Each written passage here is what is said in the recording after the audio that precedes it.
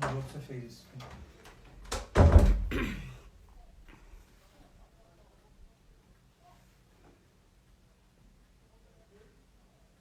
Vamos ver se agora vai, gente, tá? Esperando a doutora Graça. Boa noite. Boa noite. Boa noite, Fabiana. Boa noite. Deixa eu ver aqui que a doutora Graça tá mandando uma mensagem, tá?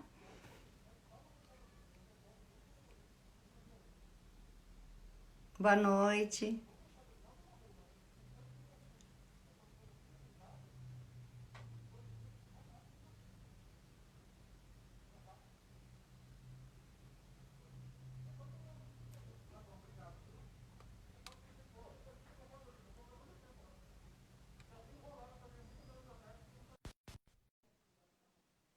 Adicionei a doutora Graça agora. Vamos ver se ela aparece.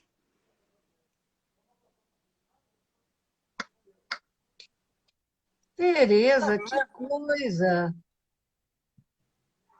Doutora Graça, o seu vídeo que não deve estar ativo. Não, não, ativo ele está.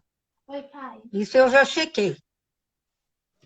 Ele está ativo, não tem problema nenhum aqui que impedisse a entrada. Eu estou tentando aqui rapidamente, não sei se vai adiantar, passar no tablet. Vamos ver se no tablet a gente consegue. Porque aqui no celular não tem nada que possa ser feito para corrigir o fato de eu não aparecer. Aqui no tablet eu consigo. Vamos ver, vou tentar no tablet. Vou sair daqui, tá? Tá bom. Gente, só mais um pouquinho, tá?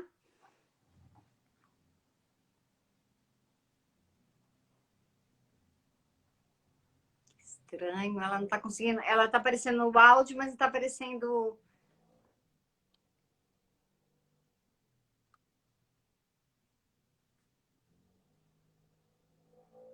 Acho que agora vai. Só um pouquinho que a doutora Graça está pedindo para entrar, tá bom? Ah, pode ser que... Ah, Olha, lá, deu certo. pronto. Oba! No tablet foi perfeito. Ai, que bom, deu tudo certo. Só Bom, que a sua voz está baixa. a minha voz tá baixa? Agora melhorou. Então, acho que era o meu volume, talvez. Melhorou? Pronto. Bom, Melhorou, sim.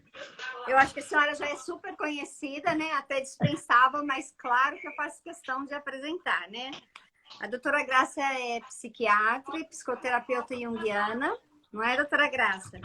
Trabalha com cuidados Sim. paliativos do luto e autora e tradutora de capítulos e livros em cuidados paliativos. A doutora Graça veio hoje num dia especial, que é o Dia dos Namorados. Eu a conheci pessoalmente num simpósio da medicina, graças ao Vitor, que me convidou, e aí eu pude te encontrar. E me chamou muita atenção lá no simpósio, quando ele fez a sua apresentação, eu não sei se você se lembra, você subiu e falou assim: esqueçam tudo o que foi dito. Eu sou a Graça, apaixonada eternamente pelo Túlio. Isso ficou, eu nunca esqueci disso, eu achei isso de uma delicadeza. E aí, o que a gente quer, né? Conversar sobre essa perda, sobre esse amor imenso que a senhora conta pelo Dr. Túlio, né? Dr. Túlio, pioneiro em cuidados paliativos no Brasil, uma pessoa super reconhecida, e a doutora Graça, mesmo caminho. Então, doutora Graça, eu queria que a senhora começasse, né? Cumprimentando as pessoas e falando um pouco desse amor antes da perda. Deixa eu localizar um pouco melhor aqui o... Pronto, vamos ver se fica melhor. Tereza, é um... Ixi.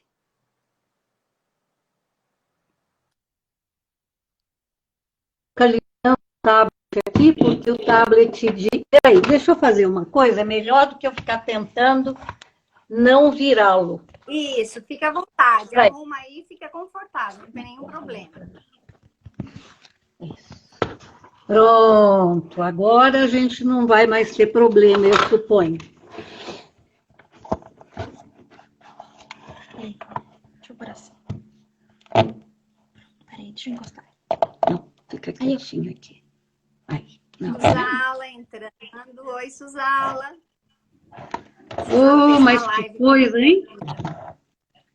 Com o tablet eu nunca fiz, então até localizar aqui ele demora, mas acho que agora a gente não vai mais ter problema. Tereza, antes de qualquer coisa, eu queria dizer para você e para quem está nos assistindo do meu prazer, do meu orgulho em ser chamada por você, em ser convidada por você para falar de amor, né?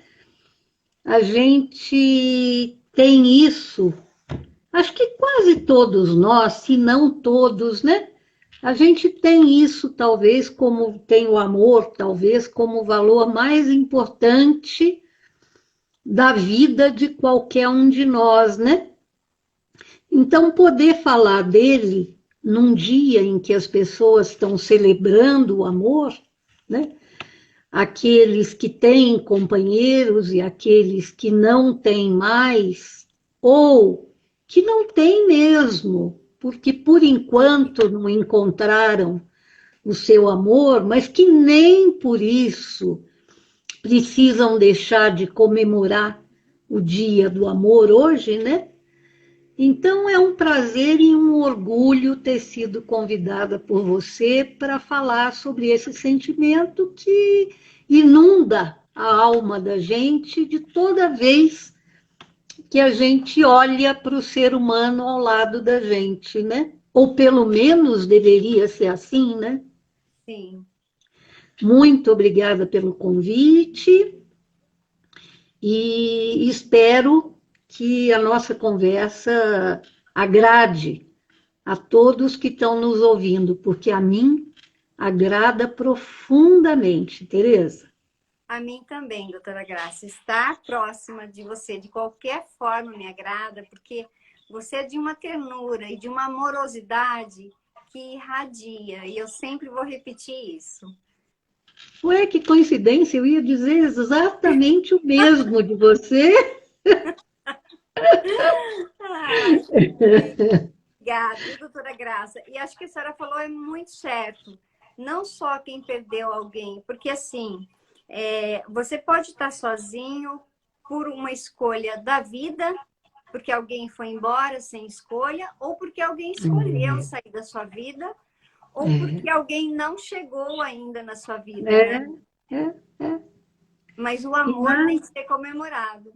E nada disso impede que eu, por exemplo, nesse dia, comemore o amor que está aí, em volta de todos nós, né? E não obrigatoriamente precisa ser sempre um amor por outro ser humano, né? Eu tenho uma cachorrinha linda, uma gostosura, que tentou pular no meu colo agora. É um grande amor na minha vida, é uma companheira, é uma figurinha que me faz muitas vezes descansar quando eu chego em casa e acreditar de novo no dia seguinte, né? Eu gosto muito de planta, eu estou com uma orquídea, uma só, uma orquídea florindo lá fora. Quando eu olho, aquilo parece que inunda o meu coração de beleza, inunda de vida, e naquele momento eu tenho um sentimento igualzinho ao amor, né? Então tá aí do lado da gente, é só a gente pegar uma parcela e agradecer por ele. Eu acho que o principal é isso, né? E a senhora falou isso das plantas e tudo, né? Eu já vi muitas pessoas dizerem, eu tenho que voltar para casa porque eu tenho as plantas. E às vezes as pessoas não compreendem, mas tem que ir embora por causa de uma planta, que ali tem uma relação de amor, né? Pois é. E para quem gosta de planta, isso não deve ser novidade, não. Se você gosta das plantas, elas recompensam você com mais beleza. O meu jardineiro fala muito isso. ele cuida da maioria das casas aqui do condomínio. Ele fala, doutora Graça, tem algumas casas aqui que tem flores muito bonitas, quer dizer, que tem um jardim muito bonito. E eu conheço as pessoas, é quem gosta das plantas, é quem cuida bem das plantas, é quem cuida, ele usa a palavra amor assim com uma facilidade muito grande. Quem tem amor pelas plantas, o jardim é mais bonito. Ele deve entender mais do que eu, né? Com certeza. As pessoas que foram me pedindo essa live, sabe, doutora Graça, de qualquer forma, elas foram falando dessa falta, né? Diante dos olhos de quem se foi. Uhum. E como eu sei que esse amor da senhora é muito profundo, eu queria que a senhora contasse um pouco para as pessoas entenderem essa experiência que foi e é de tanto amor. Como é que é acordar no dia seguinte? Como é que foi essa despedida primeiro? Como é que foi a despedida do Dr. Túlio? Ela foi lenta, ela foi rápida? Ela foi muito mais rápida do que se esperaria com a doença que o levou à morte, né? Ele teve um derrame fulminante, foi hemorrágico, então costuma ser mais violento e mais lesivo, né? E ele ficou vivo ainda exatos 13 dias, o que me chamou muito a atenção, porque o 13 era o número de sorte dele. Ele sempre disse isso. E realmente tudo que era importante na vida dele, coincidência ou não, acontecia num dia 13. E ele teve o derrame no dia 7 de fevereiro e morreu exatamente no dia 20 de março. E só para ser mais sofisticada ainda essa história dos 13 dias, foi mais ou menos no horário em que ele teve o derrame. Então, ele ainda completou realmente os 13 dias, né? Isso é pouco, na verdade, para a gente se habituar e aceitar e até ajudar a pessoa que a gente gosta a se desprender da gente e a gente se desprender dela, né? Porque eu penso até hoje que, apesar dos 13 dias que eu ainda tive a oportunidade de ficar com ele, mas foi uma morte súbita. Ele saiu de manhã, foi a única vez que eu não pude viajar com ele. Eu tinha um paciente que tinha recém feito uma tentativa de suicídio, uma paciente no consultório, e eu não podia deixá-la de maneira nenhuma, quer dizer, eu tinha que estar à distância do chamado dela. E aqui em Itajubá tudo é muito perto, né? Em poucos minutos a gente chega onde quiser. Então eu realmente não tive coragem de deixá-la, ou de sair de perto dela, e foi a primeira vez, então, que ele viajou sozinho. E tem algumas coisas curiosas, Tereza, que eu tenho certeza que você vai me entender. Ele dizia muito uma coisa assim: o dia que eu tiver um mal súbito, talvez ele intuísse que ele ia ter um mal súbito. Você, por favor, não faça e não deixe ninguém fazer manobra de ressuscitação. Não chame SAMU, me espere morrer completamente, aí você pode chamar quem você quiser. Fica comigo enquanto eu estiver morrendo. E eu respondia para ele: olha, tudo que você me pede, eu já prometi para você que vou fazer à risca como você está me pedindo. A única coisa que eu não dou conta é isso. Porque na hora em que você tiver um mal súbito, como é que eu posso fazer um diagnóstico de imediato e ter certeza de que é um mal súbito causado por uma doença irrecuperável? Verdade, verdade. Né? Isso, infelizmente, é a única coisa que eu não posso. Se você tiver um mal súbito, eu não tenho jeito, eu vou ter que te levar para o hospital, para pelo menos a gente saber se vale a pena insistir por mais tempo e manter você vivo ou deixar você partir. Ele não respondia nada, mas eu sentia que ele ficava incomodado com aquilo. Mas como é que eu podia? Eu não podia ser desonesta com ele. Eu não Sim. podia dizer, tá bom, não vou fazer nada e depois fazer. Ele saiu, por que que eu estou te contando isso? Porque, veja, eu te falei que foi o único dia que nós não viajamos juntos, né? Em todas as outras atividades, ou dele ou minha, ou, claro, dos dois, nós íamos juntos.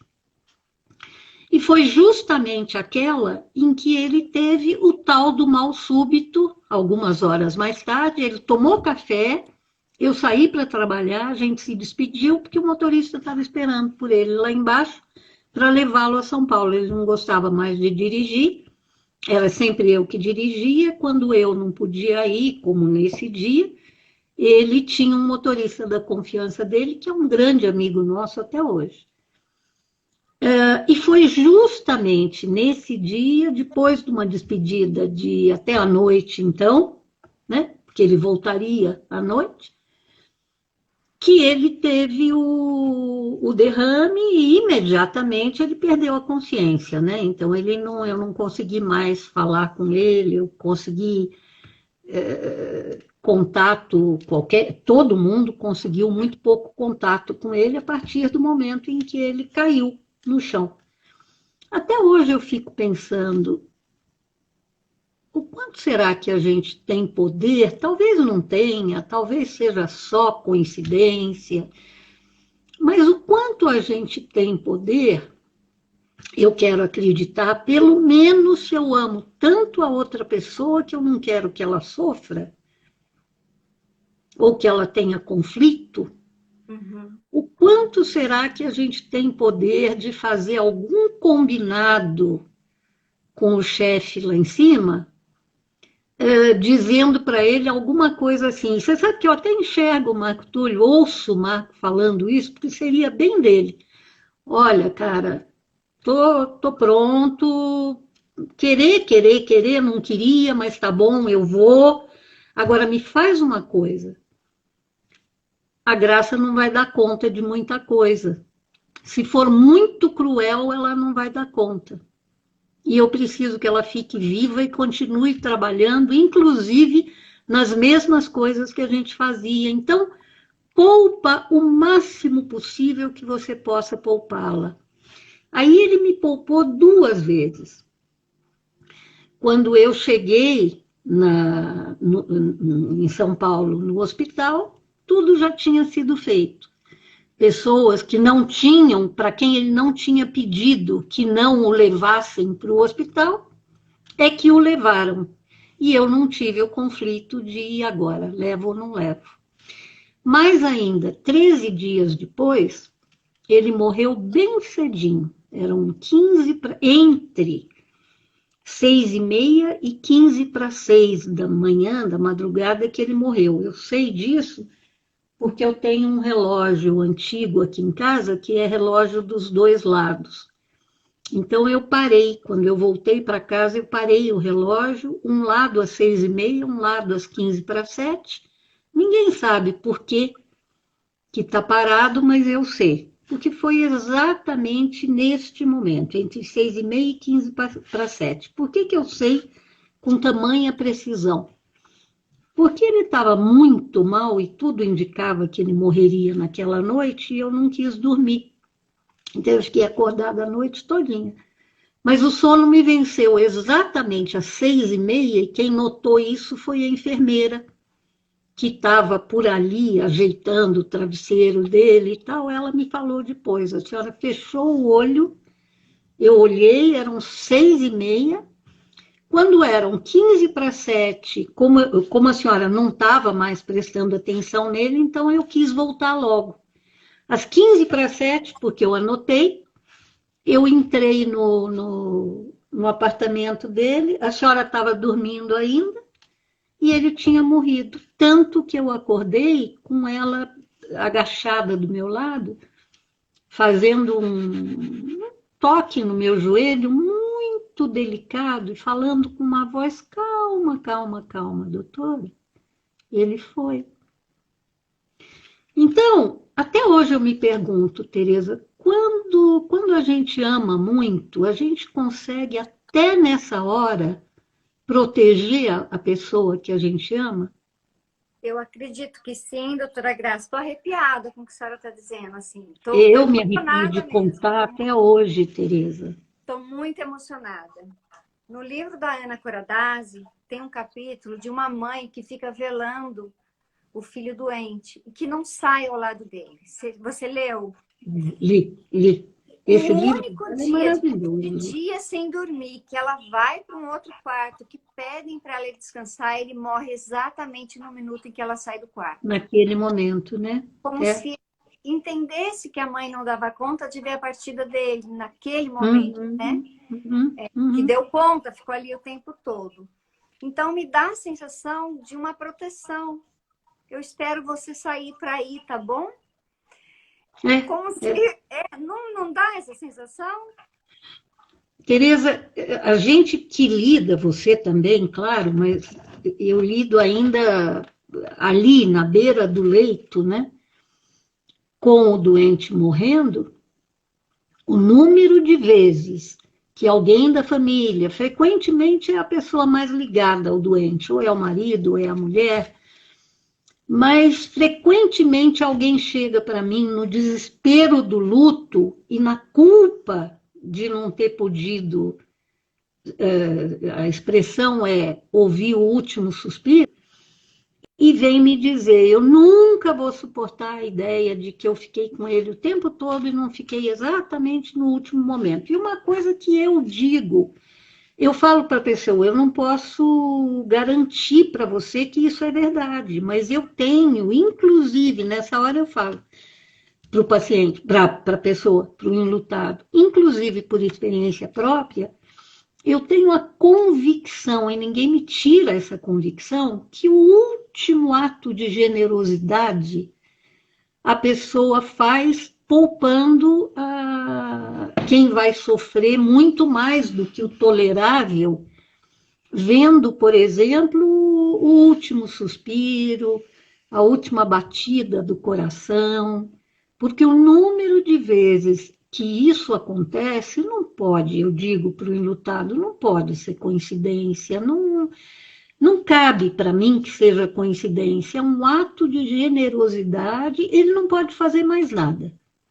A pessoa que está partindo, ela não tem mais o poder de proteger você, mas ela faz o último ato de generosidade e é esse. E que eu acho, doutora Graça, não sei, eu acho isso, que necessariamente não tem a ver com o apego do outro, mas com o amor que irradia dali. Eu penso pensar, como você, Tereza. Faz você sair porque você é muito apegada. Não, faz você sair porque te ama demais. Porque quer ser generoso com você. Eu concordo com a senhora. Eu penso que é um ato de generosidade. Muito lindo isso. Doutora Graça, quando acontece aí, assim, a senhora tem, às vezes as pessoas falam de uma memória que ela fica muito confusa até, no momento mesmo dos rituais, a despedida. Isso aconteceu com a senhora? Não, Tereza, eu acho que não. Não sei, eu acho que em parte por personalidade, quer dizer, eu sou aquele tipo que, por sinal, se estrepa, né? Eu sou aquele tipo de pessoa que, quando acontece alguma coisa ruim, eu tô lá. Eu sou a primeira a chegar, eu tomo, se eu não for me meter onde eu não sou chamada, sou eu que tomo as atitudes, ou pelo menos eu estou ali disponível, e quando é comigo, sou eu que resolvo, eu que faço, eu que não sei o quê. E é claro, eu vou despencar algum tempo mais tarde e eu preciso avisar mesmo para as pessoas que estão do meu lado, olha, não me solta antes da hora, porque em algum momento eu vou despencar e eu não sei quando e eu não posso estar sozinha, não quero estar sozinha. Mas, enfim, isso, seja lá como for, e eu percebi isso na morte de todas as pessoas importantes da minha vida. Do papai, que fui eu que tomei a frente, da mamãe, que morreu depois do Marco, eu também tomei a frente. Verdade que eu sou filha única, mas eu teria gente para tomar. Nossa, eu tenho um casal de amigos aqui em Itajubá que só não fez mais na morte do Marco e na morte da mamãe, porque já tinha feito tudo.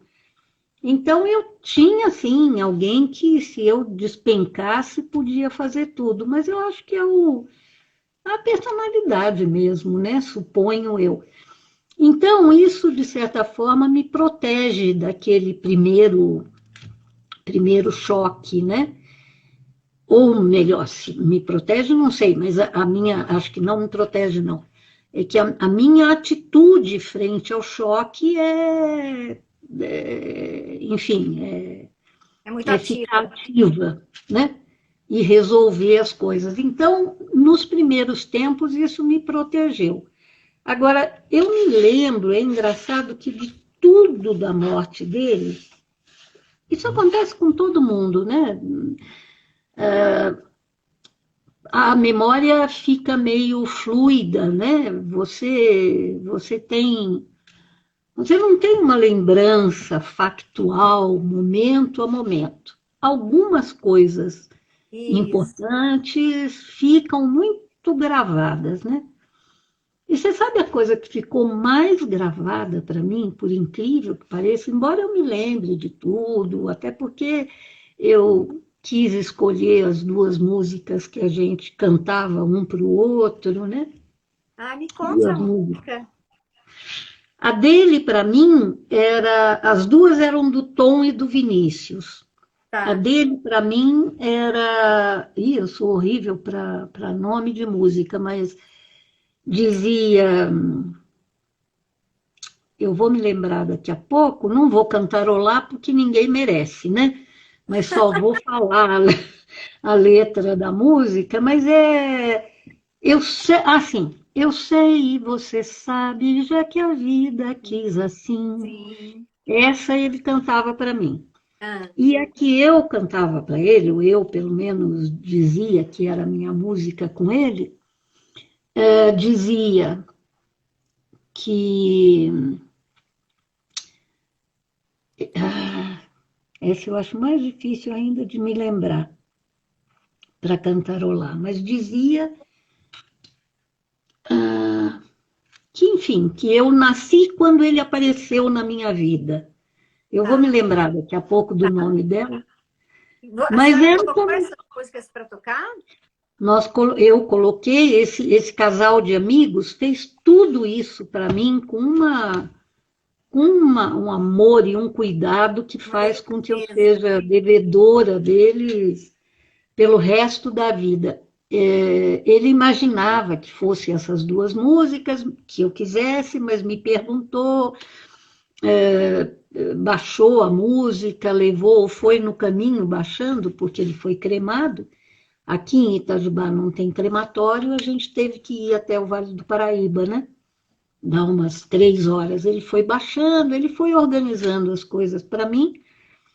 E durante aquela cerimônia da cremação, que eu acho linda, linda, linda, quem quis falou, e enquanto isso ele tocava com frequência essas duas músicas. E quando o caixão desceu, aí era essa música que eu cantava, que eu gostava de dizer que era minha para ele, né?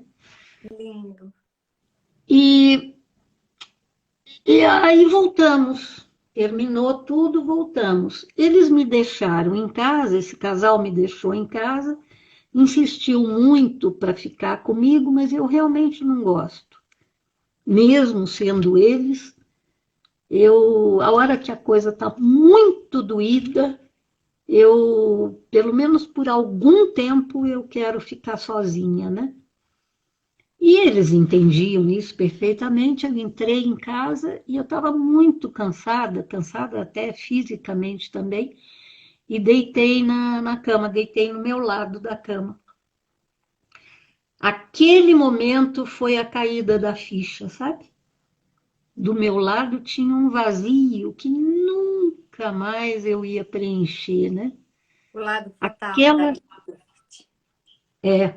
e ele ficava do lado esquerdo, e eu me lembro da cama, e eu me lembro ainda de ter pensado, talvez não seja, mas que coisa, né? O lado dele era o lado do meu coração, né? Era o lado esquerdo, onde fica o meu coração. Então, esse foi o momento de pronto, acabou. A senhora está falando, a senhora chegou, deitou, naquela hora deu esse sentimento. Eu não vou vê-lo mais fisicamente, É, né? é, é, é, Ele acabou fisicamente mesmo. Esse lado vai estar vazio, o lado do meu coração. é, O lado é, físico, né, doutora é. Graça? A gente fala, às vezes as pessoas vão em perdas, assim, porque quando alguém parte, a gente sente falta de tudo que está indo com ela e que era Hum, feito junto. Eu queria que a senhora contasse, sabe essas delicadezas, né? Às vezes alguma coisa que comia junto de manhã, às vezes é um sapato na sala, sabe? Essas delicadezas, a senhora tem essa uhum. memória dos lugares que Tenho, ficaram tenho vazios? muito, muito, muito. Tenho muito porque ele era rico de delicadeza, né? Quem o conheceu sabe muito bem disso. Quer dizer, ele era muito rico de atenção com as pessoas, ele era muito rico de estímulo para as pessoas e acima de tudo, ele tinha o hábito de, acho que já nasceu assim, ele tinha, parece que um pendor natural, um talento natural para se fazer presente com coisas muito delicadas, muito atenciosas, né? E às vezes até surpreendendo as pessoas. Isso não acontecia só comigo, não. Quem o conhece conta até hoje, eu ainda recebo de vez em quando alguém, algumas pessoas eu nem conheço, outras são conhecidas, lembrando de alguma coisa que aconteceu com ele, né? Uma das que eu me lembro muito, muito, muito, muito, nós tínhamos uma cachorrinha, que eu ainda tenho, né? Ela tem 10 anos, então já está começando a ficar velhinha. Aliás, hoje foi o primeiro dia que ela comeu a ração sênior, né? E, e a minha cachorrinha, a nossa cachorrinha, chama Olivia, e se apaixonou por ele. O cachorro escolhe um dono, né? E ela Isso. escolheu o Marco imediatamente. Quer dizer, ela gostava muito de mim, brincava muito comigo, mas olha, era fácil de ver que a paixão dela era ele. Ah, E eles criaram um hábito, isso é vivo na minha mente até hoje, em detalhes. Os dois criaram um hábito no café da manhã que era muito divertido. O Marco comia, como é que chama aquele iogurte que é bom para o sei, intestino? Bom, sei. ele comia um potinho daquele iogurte que eu esqueci o nome, todas as manhãs. E a raça Yorkshire tem problema de intestino, né? Ela, com muita frequência, a raça é obstipada. E a Olivia teve, por essa época, um problema grave de obstipação e ela chorava para evacuar, era uma tristeza. E eu um dia, de repente, me lembrei, a veterinária disse, dá probiótico para ela todo dia. Mas aquilo era um sofrimento, porque o gosto era ruim. Eu me sentia uma. Até porque era eu que fazia isso, né? Ele não, porque ele era o adorado dela, como é que ele podia provocar algum sofrimento? E aí um dia eu me lembrei, vendo ele comer de manhã, liguei até na hora para a veterinária, que é muito amiga, e falei: escuta, o Marco come todo santo dia tal coisa. Não podia tentar com a Olivia, não? Ela falou: Graça, nunca pensei nisso. Não sei, tenta. Vamos ver se dá certo. E aí o Marco, como é que ele fazia? Todas as manhãs ele abria o potinho dele. Como é que era? Abria o potinho dele, comia até um certo ponto, e eu não sei como é que ele conseguia acertar direitinho, sobravam 10 colheradas. Não, peraí que eu estou contando errado. Ele comia, e ele comia até a 10ª colherada. E sobrava um tanto lá no fundo, que ele então puxava colher por colher, dava para ela, e ela lambia aquele bendito iogurte como se fosse maná. E ele fez isso um dia, fez isso o segundo, e aí começaram a acontecer uns comportamentos engraçados entre eles dois. Porque o cachorro treina a gente também, né? Se bobear, treina mais do que a gente a ele. O Marco ficou treinado a pegar do mesmo jeito, todo santo dia, a tampinha e abrir da mesma forma, a comer 10 colheradas exatas do mesmo tamanho, a deixar lá dentro a mesma quantidade, e ela ficou treinada, eu acho que ela, porque ele contava 1, 2, 3, e eu acho que ela sacou que 10 era a última, porque acontecia uma coisa muito engraçada, o rabinho dela ia aumentando a velocidade à medida que ia chegando perto do 10. E aí era a primeira. Aquilo era de uma delícia toda manhã que você não pode imaginar. Essa é uma das coisas que eu sinto o cheiro, o gosto daquele bendito. Eu não tomava, mas às vezes eu dava uma lambiscada no dele. Eu vejo a mesa da copa, eu vejo a colher que ele usava.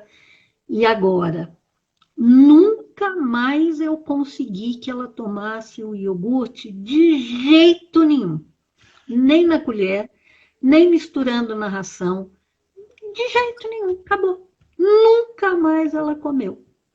Que coisa, doutora Graça, tinha que ser ele. Se ele não Eu tá, acho que acabou. sim. Eu acho que sim. Tinha outra coisa dela também que ela nunca mais fez. Ele tinha uma cadeira de balanço em casa que ele gostava muito. E ela pulava no colo dele. E depois do almoço era sagrado para ele, ele lia o jornal. Então abria o jornal na frente, ela pulava no colo dele, ele era compridão, ela conseguia ficar pequenininha, deitada no joelho dele. De vez em quando, acho que ela ficava com saudade dele, ela colocava a cabecinha dela por debaixo do jornal, olhava para ele e ele olhava para ela.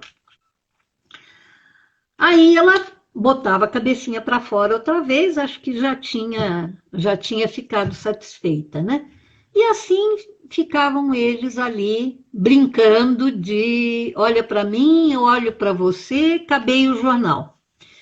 Quando ele acabava o jornal, ele levantava e ela levantava antes, pulava para o chão. A cadeira de balanço dele está aqui em casa até hoje. Nunca mais eu vi, se ela fez sem eu ver, não sei. Nunca mais eu vi ela sentar no assento da cadeira de balanço dele. Nunca mais. Nunca Mesmo mais. a senhora usa a cadeira, a senhora senta nela. Uso, Ela não vai. nem no meu colo ela vai. Se eu sentar na outra poltrona, que era a minha, junto com a dele, aí ela pula no meu colo na hora. Se for Na na cadeira dele, de então, balanço, nunca nossa, mais. impressionante. Esses lugares, a senhora ia olhando, porque no começo é difícil olhar até a cadeira de balanço, não é? Ai, é difícil ver tudo, Tereza. Nossa Senhora, como é. Como tudo dói demais nos primeiros tempos, né? Depois, hoje a gente já tem 7 anos de acontecido, né? Está indo para 8 anos. Depois, é engraçado o jeito que a dor fica, porque de verdade, mesmo parar de doer, não para, né? Mas é engraçado, ela não faz a gente perder o fôlego mais, né? Porque no começo, cada chibatada da dor é uma fração de segundo que a gente para de respirar, realmente parece que é para aguentar a dor, né? Depois não, depois fica uma dor surda, eu acho que passa de aguda para crônica, não sei. E, e a gente já consegue rir também, do mesmo jeito que chora, a gente consegue rir das coisas que aconteciam, né? Das coisas que a gente se lembra. Hoje eu consigo rir de muita coisa engraçada que ele fazia, ou mesmo de coisas esquisitas que aconteceram na vida da gente mesmo, porque a relação da gente nunca foi muito, como é que chama? Muito normal, não, Muito sei lá, padronizada, né? nunca foi muito padrão, não, né? A Perguntar, mãe, começar pelo. doutora Graça, se a senhora lembra dele todos os dias. Ah, não tem nem como não lembrar, né, Tereza? Claro que eu me pergunto que se eu não fizesse a mesma coisa que ele, se vamos dizer, a oportunidade para pensar nele todos os dias também existiria. Mas eu acredito que sim, porque quando eu penso, não é só naquilo que tem a ver com cuidados paliativos que faz me lembrar dele. Eu acordo de manhã pensando como é que ele está, se ele está bem. Pelas minhas crenças, a vida não termina com a morte. Então, se ele está seguindo o caminho dele, se ele está tendo dificuldade, quer dizer, isso não tem nada a ver com cuidados paliativos. Claro que no meio do dia eu tenho oportunidades, muitas oportunidades de pensar nele outra vez, porque estou mergulhada naquilo que ele fazia, que eu aprendi não aprendi exatamente a fazer com ele, mas enfim, que eu fazia olhando para como ele fazia, né? Estão dizendo agora que lembro de vocês dois chegando juntos na faculdade de medicina. Ah, Devia ser uma cena muito amorosa, né? Que as pessoas não conseguem esquecer. Ô, doutora Graça, em algum momento a senhora pensou em mudar alguma coisa no quarto, que é o lugar de tanta memória?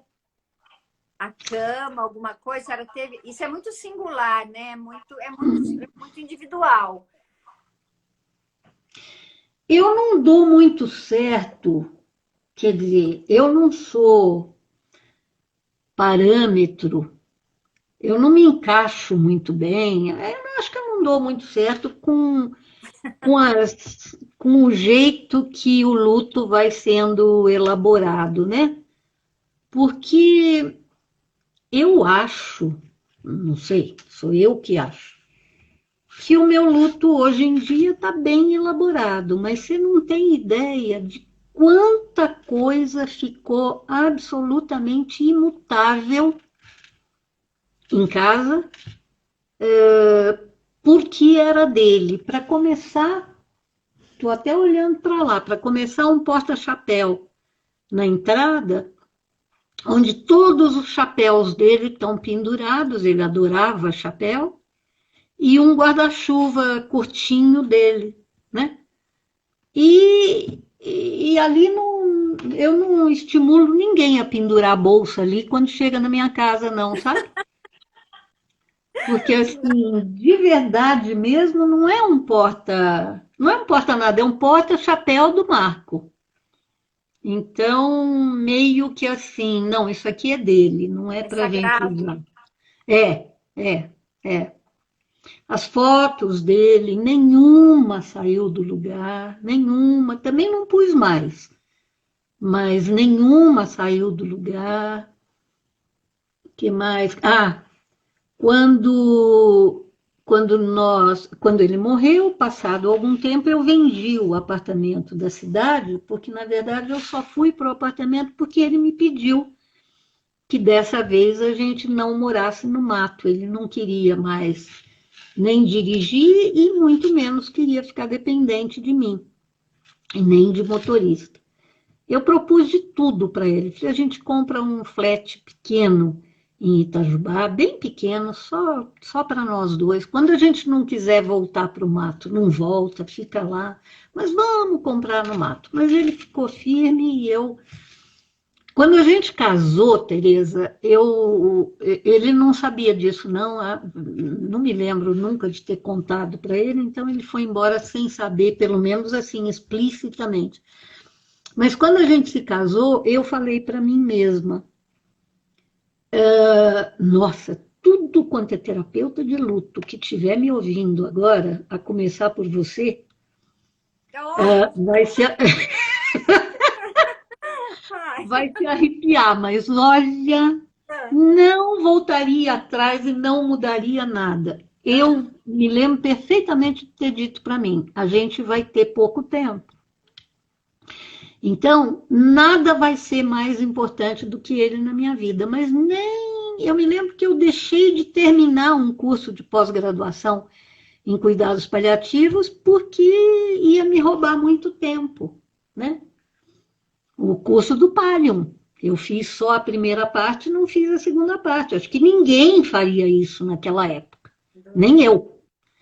Mas ia me roubar muito tempo dele, então eu parei no meio do curso. E outras coisas também. Mas, enfim, uma delas foi exatamente assim, e eu me lembro. Se, se eu tiver que fazer o que quer que eu tenha que fazer para fazê-lo feliz, eu faço. Né? Claro que só não podia violentar nenhum valor ético meu, mas qualquer outra coisa eu faço. Então, quando ele insistiu em a gente não morar no mato, eu pensei, meu Deus, mas eu detesto cidade, mas tá bom, vamos para a cidade. No final não foi um sofrimento que eu imaginei, não. A gente viveu até muito bem, um apartamento delicioso, mas enfim. Quando ele morreu, não fazia mais sentido eu continuar com o apartamento, então eu vendi para poder comprar os terrenos que eu comprei e construir fora da cidade.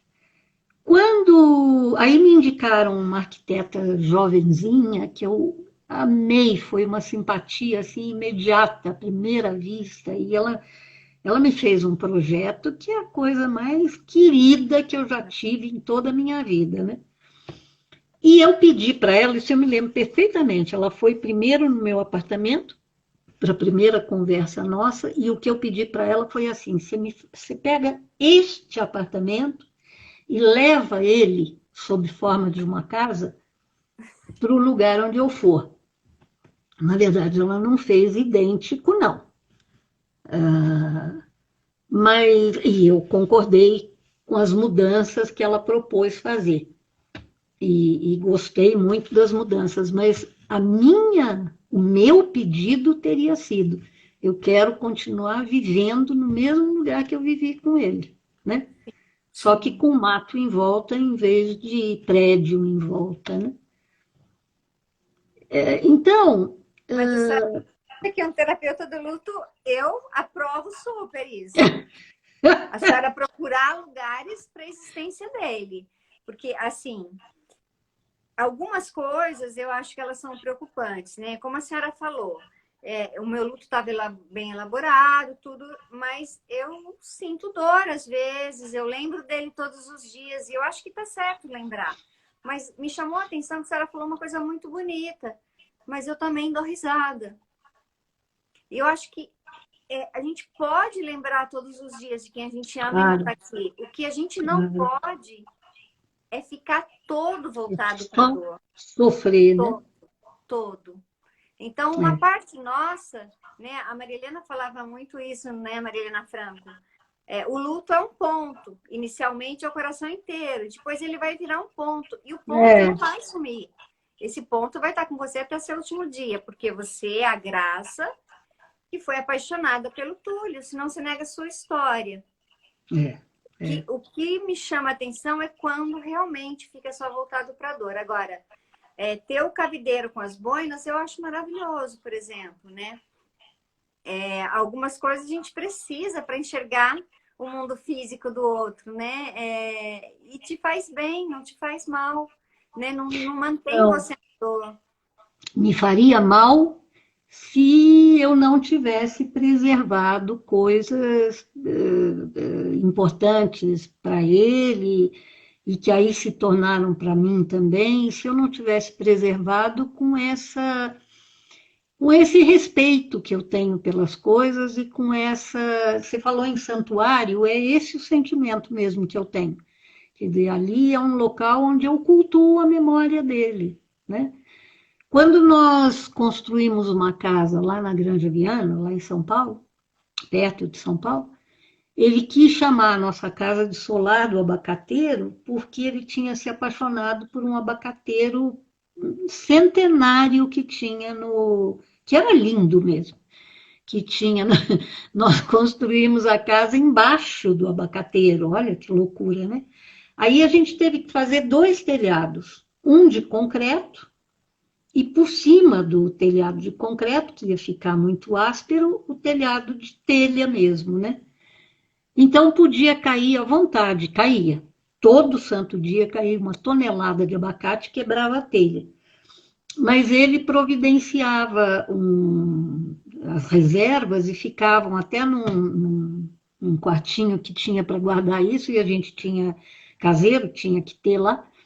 E o caseiro só falava para ele todo fim de mês: o Tortúlio não tem mais, ou tem pouca telha, precisa comprar mais. Ele mandava botar mais telha lá e assim a gente ia, né?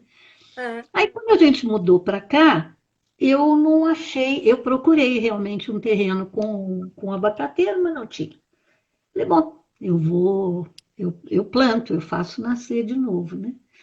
E realmente, no final das contas, todo mundo sabia da história do abacateiro. Agora eu tenho 4 aqui em casa, porque era muda que alguém ia me dando, né? E um deles, um dos abacateiros, que eu já imaginava onde eu queria colocar, que era num local mais alto do terreno, e fiz ainda uma espécie de banco embaixo do abacateiro, quando ele não está ainda, ele ainda está jovenzinho. Mas quando ele ficar mais copado, vai ficar muito gostoso sentar embaixo. E aí, como a área embaixo do abacateiro é bem grande, e eu, claro, tinha as cinzas, tinha e tenho, né, as cinzas dele comigo, e isso ele nunca tinha me dito, e eu também não sei porquê, nunca perguntei o que, que ele queria que fizesse das cinzas. Então eu não destinei as cinzas, eu fiquei com ela, porque eu falei, puxa vida, eu vou ver se eu sonho, se eu, sei lá, se tem uma sincronicidade qualquer que me traga o desejo dele. Mas acho que não teve, não. Fui eu mesma que tive que inventar essa história, eu acho. e pelo que a Porque senhora está falando, eu acho que ele deixou que fosse o seu desejo, né? Porque ele não pode falou. ser, pode ser, pode ser. E aí, no pé de onde eu plantei o abacateiro, eu um dia juntei todos os meus filhos, mais esse casal de amigos nossos daqui, mais uma grande amiga de São Paulo, e eu joguei, a gente jogou, nós jogamos as cinzas no pé do abacateiro, né? Gostei tanto da história que eu tenho uma outra árvore aqui, aí eu joguei as cinzas do papai e as cinzas da mamãe, cada uma de um lado, numa outra árvore, então todo mundo está aqui comigo, né? E mantenho as cinzas aqui comigo, não jogo, não. Eu estou falando que uma terapeuta talvez se assuste, porque tem coisas que significam ainda apego, sabe? Quer dizer, tem coisa que eu ainda não consegui deixar aí, como se eu ainda precisasse do contato físico com as coisas que me lembram a presença dele na minha vida, né? As cinzas, por exemplo, eu já poderia ter, eu já fiz a homenagem, eu já poderia ter dispersado em algum outro lugar aberto, né? Ah, Mas essas eu ainda não consigo. As roupas, por exemplo, eu fiquei muito feliz de roupa, sapato, uma grande parte das coisas pessoais dele. Eu até fiquei preocupada no começo, pensando, ai, quando eu propuser para algumas pessoas, é capaz de acharem esquisito, mas, puxa vida, ninguém achou. Eu peguei os maiores amigos dele e falei, vamos lá em casa, todo mundo, um dia, e aí vocês levem, inclusive meus filhos, levem do Marco as coisas que vocês quiserem, né? Porque eu doaria, por exemplo, sei lá, para uma casa de repouso, para uma casa de idosos. Aqui em Itajubá tem, ela é muito bem cuidada. Uhum. Mas, puxa vida, se os amigos quisessem ficar com as coisas dele, seria mais pessoal, né? Ainda ficou alguma coisa que eu pude doar, mas a grande maioria foi com os próprios amigos, né? Que até hoje ainda falam, olha o que que eu estou usando, olha o que que eu estou usando. Nossa, doutora Graça, que bonito. E isso realmente é muito individual, porque tem gente que não. Eu acho que vai muito da maneira como nós perdemos, né? E aí eu acho que tem muito a Também. ver com isso que a senhora está falando da cinza, do cabideiro, que eu acho que eu vou levar ela do cabideiro pro resto da minha vida. Mas assim, por que eu estou falando Eu isso? vou fotografar o cabideiro e vou te mandar. Por favor, eu estou te falando isso porque, assim, tem gente que não suporta ver nada que era do outro em alguém, É, causa é. dor. Para a senhora faz bem, para Pelo mim também contrário, faria bem. pelo contrário, parece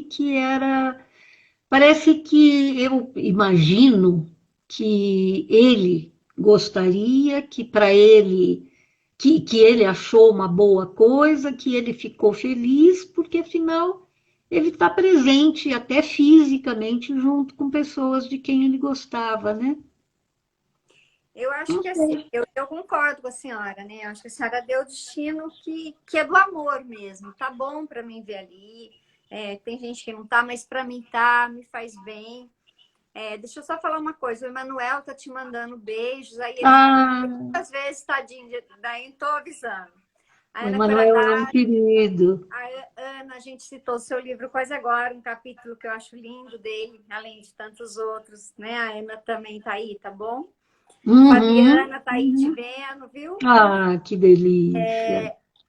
O que a senhora, não só como uma pessoa que Ah, me perdeu chama um de amor, você, Tereza, me chama de você, pronto. É muito mais gostoso, é tá mais bom. íntimo. Você é como alguém que perdeu um grande amor, mas como alguém que trabalha também com pessoas que estão numa situação, uma doença que ameaça a vida, né? Uhum, uhum, uhum. A senhora, você tem clareza, você tem clareza do momento em que você sentou e falou, que você disse no começo que tinha uma dor que antes ela, como se ela berrasse.